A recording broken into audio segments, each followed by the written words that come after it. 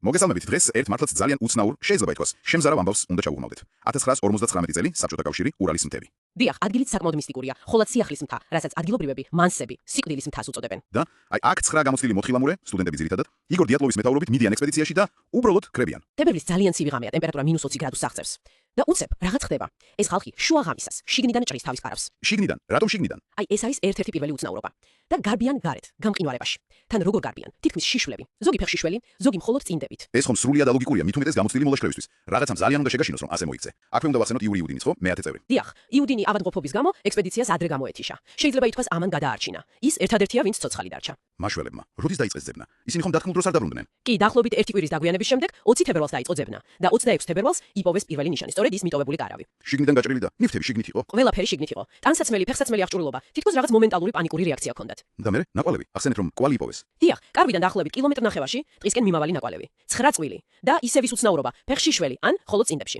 ეს კვალი დაახლოებით 500 მეტრზე მიდიოდა და მერე თოვლში იკარგებოდა. და სად მიდიოდა ეს კვალი? ტყის პირას ერთი დიდი კედრისკენ, სწორედ ამ კედართან იპოვეს პირველი ორი ცხედარი, ქრივონიშჩენკო და დოროშენკო. რა მდგომარეობაში? მხოლოდ საცვლებში, ფეხშიშველები. კედართან პატარა კოცონის ნარჩენებიც იყო. და კიდევ ერთი დეტალი, კედარზე საკმაოდ მაღლა, 5 მეტრამდე, ტოტები იყო დამტვრეული. თითქოს ვიღაც ცდილობდა ასვლას ან რამეს აკვირდებოდა ზემოდან. ძალიან უცნაურია. და დანარჩენები? კიდევ 3. თავად დიატლოვი, კოლმოგოროვა და სლობოდინი იპოვეს კედარსა და კარავს შორის სხვადასხვა მანძილზე. ისეთ პოზებში თითქოს უკან კარვისკენ ბრუნდებოდნენ. და პირველი ხუთის გარდაცვალების მიზეზი? ოფიციალური დასკვნით ჰიპოთერმია, ანუ გაყინვა. თუმცა სლობოდინს აღინიშნებოდა თავის ხალის მცირე ზარი, არასასიკვდილო, მაგრამ მაინც კითხვებს აჩენდა. მაგრამ ყველაზე შემზარავი აღმოჩენა ხომ მოგვიანებით მოხდა იმ დანარჩენი 4-ის პოვნა. მართალია, ეს უკვე მაისში მოხდა, 2 თვეზე მეტი იყო გასული. ისინი იპოვეს ხევში, კედრიდან არც ისე შორს დაახლოებით 75 მეტრში, მაგრამ 4 მეტრის სიღრმის თოვლის ქვეშ, თან გამდინარე წყალში. და მათი მდგომარეობა. აი აქ იწყება ნამდვილი კოშმარი, ხო? ნამდვილად, ეს ოთხეული შედარებით უკეთ იყო ჩაცმული. ზოგს აშკარად გარდაცვლილი მეგობრების ტანსაცმელი ეცვა. მაგალითად, ლუდმილა დუბინინას კრივონიშჩენკოს დამწვარი შარვალი ეცვა. და ტრავმები. აი ეს არის ყველაზე აუხსნელი ნაწილი. სამ მათგანს აღმოაჩნდა უმძიმესი შინაგანი დაზიანებები. ტიპო ბრინიოს თავის ქალა ჰქონდა საშინლად დაზიანებული. დუბინინას და სემიონ ზოლოტარიოს გუნკერდის არეში მრავლობითი მოტეხილობები. ექსპერტმა ექიმმა ვოზროჟდენი უთქვა, ასეთი ტრავმები ავტოკატასტროფის დროს მიყენებულს გავს. მაგრამ თავარი რა არის? ამ ტრავმებს გარეგნული კვალი არ ქონდა, ხო? არც ჭრილობა, არც სისხლნაჟლენდი. ზუსტად, აი ეს არის ფაქტობრივად წარმოუდგენელი. როგორ შეიძლება ასეთი შინაგანი დაზიანება მიიღო გარეგნული ნიშნების გარეშე? და კიდევ ის რბილი ქსოვილების ამბავი. კი, ესეც ძალიან მძიმე მოსასმენია. დუბინინას ენა და თვალები აკლდა. ზოლოტარიოს თვალის კაკლები, კოლევატოს წარბები. აქ ექსპერტების ნაწილი ამბობს, რომ ეს საბერაუდოდ სიკვდილის შემდგომი ცვლილებებია წყალში დიდხანს ყოფნის და შესაძლოა წვრილი მღრღნელების გამო. თუმცა ესეც ვარაუდია და შინაგან ტრავმებს ვერაფრით ხსნის. და რადიაციაზეც იყო საუბარი, ხო? დიახ, ზოგიერთ ტანსაცმელზე რადიოაქტიური დაბინძურების მცირე კვალი აღმოაჩინეს. საიდან? ესეც ერთ-ერთი პასუხგაუცემელი კითხვაა. საბჭოთა გამოძიებამ რა ქნა? როგორც ვიცი, მალევე დახურეს საქმე. კი, ძალიან სწრაფად. ოფიციალური დასკვნა იყო სიკვდილი გამოიწვია დაუძლებელმა სტიქიურმა ძალამ. ძალიან ზოგადი და ბუნდოვანი ფორმულირება. მასალები კი მაშინვე გაასაიდუმლო ეს. მასების ვერსია თუ განიხილებოდა სერიოზულად, ადგილობრივების თავდასხმა. თავიდან კი, მაგრამ სწრაფად უარყვეს არანაირი ბრძოლის ნიშნები, არც უცხო ადამიანის კვალი, ხოლო ჯგუფის წევრების ნაკვალევი იყო ნაპოვნი. გასაგებია. და აი სულ ახლახლან 2019-2020 წლებში რუსეთში ხელახლა გამოიძიეს ეს საქმე, ხო? და რამე ახალი თქვეს? ოფიციალური ვერსია ახლა არის ზვავი. კონკრეტულად თოვლის ფილის ჩამოწოლა. ანუ თოვლის მასამ დააზიანა კარავი, ამან გამოიწვია პანიკა, გაიქცნენ არასაკმარისი ტანსაცმლით, გაიყინენ, ხოლო ვინც ხევში აღმოჩნდა, იმ ძიმე ტრავმებით დაიღუპა ჩავარდნისას.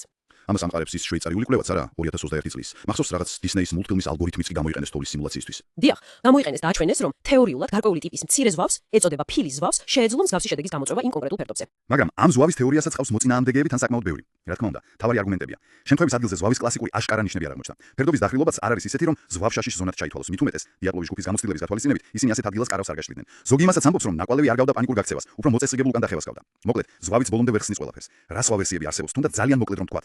ვერსიები უამრავია. დაწებული კატაბატური ქარით, ეს არის უეცარი, ძალიან ძლიერი ცივი ხაერის დაღმავალი ნაკადი, თითქმის ქარიშხალი. რასაც შეეძლო კარვის დაზიანება და პანიკის გამოწვევა. დიახ, არის ინფრაბგერის თეორია. ძალიან დაბალი სიხშირის ხმა, რომელსაც ადამიანი ვერ ისმენს, მაგრამ შეიძლება გამოიწვიოს ძლიერი შიში, პანიკა, დეზორიენტაცია. რა თქმა უნდა, საიდუმლო სამხედრო ცდების ვერსიაც პოპულარულია. ის უცნაური ნარინჯისფერი, მანათობელი სფეროებიც აზე, რასაც იმ პერიოდში სხვა ადამიანებიც ხედავდნენ მაგ რაიონში. და ის რადიაციაც ტანსაცმელზე. ანუ 60 წელზე მეტი გავიდა და ეს ამბავი ისევ საიდუმლოებით ამოწული. ოფიციალური ვერსიები, იქნება ეს სტიქიური ძალა თუ ზვავი, ბევრ კითხვას მაინც პასუხგაუცემელს ტოვებს. ის შინაგანი ტრავმები, რადიაცია, დაკარგული ორგანოები. ნამდვილად, ეს არის მე-20 საუკუნის ერთ-ერთი ყველაზე დიდი, გაუხსნელი და დამაინტერესებელი ტრაგედია. უამრავი დეტალია, რომელიც უბრალოდ არ ჩნდება არც ერთ ლოგიკურ ახსნაში.